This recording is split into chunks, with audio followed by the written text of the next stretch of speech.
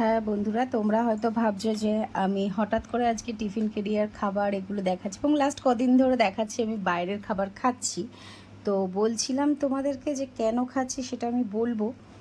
তো আজকে যেমন অর্ডার করেছি বাইরে একটা হোম ডেলিভারি থেকে আর কি খাবার, তো ওরা দিয়েছে এখানে কি পটল দিয়ে একটা কোনো সর্ষে দিয়ে কিছু করেছে হয়তো, ডাল, আলু ভাজা, একটা সবজি পাঁচমিশালি, তার উপরে আর মাছের কোনো তরকারি, মাছের ঝোল আর কি, আর এদিকে ভাত। তো এইভাবে অর্ডার করার রিজন হচ্ছে আমার বাড়ির দুজনই, মানে আমার বাবা মা দুজনেই অসুস্থ এবং দুজনেই হসপিটালে আছে। তো সেই কারণে দৌড়াদৌড়ি করার পরিপ্রেক্ষিতে আমার যেহেতু রান্নাবান্নাটা কিছু করা পসিবল হচ্ছে না, তাই আপাতত এইভাবেই একটা খাওয়া দাওয়া হচ্ছে।